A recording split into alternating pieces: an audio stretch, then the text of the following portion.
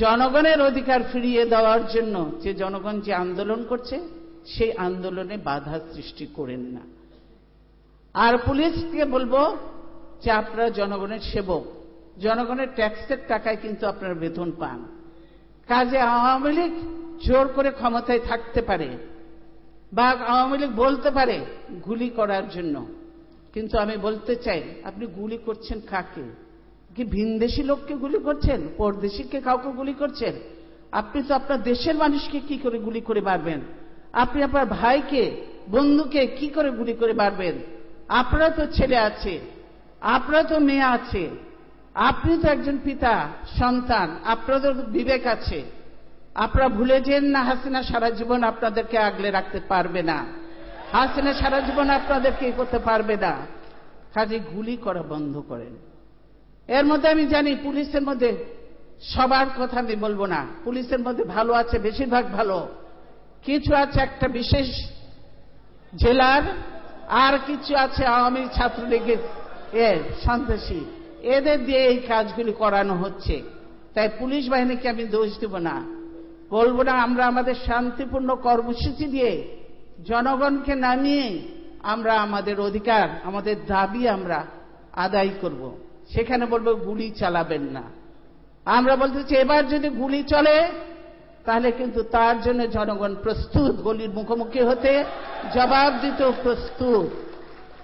প্রস্তুত। আমি সেই উনার পিতা বলেছিলেন পাকিস্তানিদের সম্পর্কে, আর একটা গুলি চললে পাল্টা গুলি চলবে, উনি বলেছিলেন না? কাজে আমরা বলবো না যে পাল্টা গুলি চালাবো না, তবে আর একটা গুলি যেন না চলে সেই কথাটাই শুধু আমরা বলতে চাই, যে গুলি চালানো চলবে না।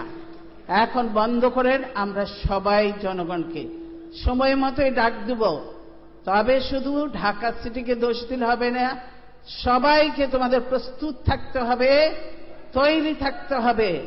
যে কোনো সময় হয়তো আহ্বান হতে পারে। এই বিজয়ের মাস, ঢাকা ডিসেম্বর শেষ হচ্ছে, যে কোনো সময় আমরা ডাক দেব এবং আমরা বিশ্বাস করি যে এবার জনগণ সহ জনগণ অতিষ্ঠ আওয়ামী লীগের অত্যাচারে আর এদের লুটপাটে দেশ শেষ হয়ে যাবে। আর বেশি দিন এরা থাকলে বাংলাদেশ নামটাও থাকবে কিনা সন্দেহ।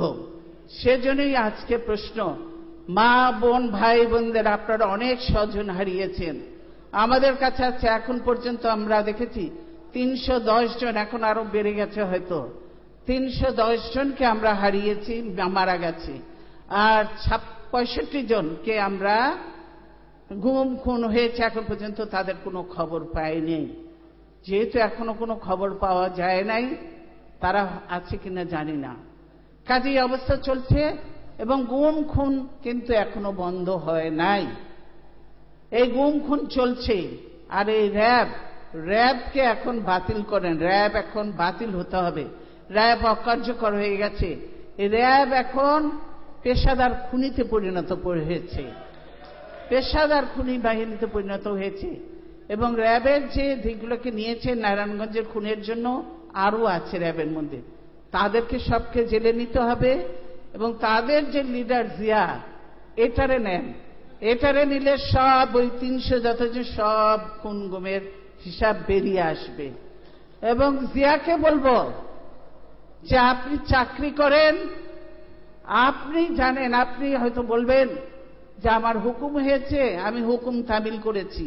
সেই কথাটাই জনগণ শুনতে চায়। কে হুকুম দিয়েছে, কার হুকুম তামিল করেছেন, কার জন্য দেশের জনগণকে জীবন দিতে হলো, যারা দেশের জন্য, গণতন্ত্রের জন্য।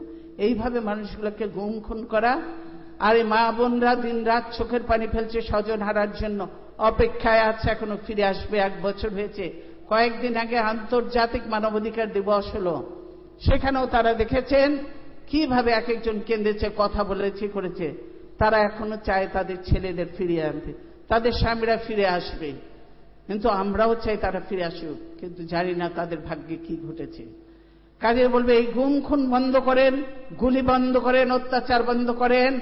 আসেন অবিলম্বে, যদি জনগণের উপর বিশ্বাস থাকে, আস্থা থাকে, যদি ভালো কাজ করেই থাকেন, তাহলে নিরপেক্ষ সরকারের অধীনে নির্বাচন দিয়ে প্রমাণ করেন নিজেদের জনপ্রিয়তা এবং জনগণ আপনাদেরকে চায়। সেইটাই এখন প্রশ্ন। জনগণ চায় কিনা সেটা নিরপেক্ষ নির্বাচনের মাধ্যমেই শুধুমাত্র প্রমাণ হতে পারে, আর অন্য কিছুতে নয়। তাই আমি ছাত্র নেতাদের বলবো, শুধু তালি বাজালে, স্লোগান দিলে বা কাউকে গালি দিলেই হবে না।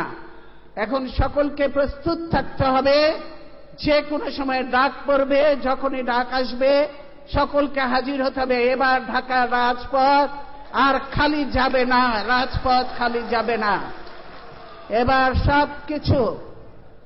সবকিছু উপেক্ষা করে, গুলি, বন্দুক, অত্যাচার সবকিছু, টিয়ার গ্যাস সবকিছু উপেক্ষা করে রাজপথে সবাইকে নামার জন্য মা বোনদের চোখের পানি না ফেলে রাস্তায় নেমে আসুন, আমাদের সঙ্গে শরীক হন। আমরা সকলেই থাকব। আমরা সকলে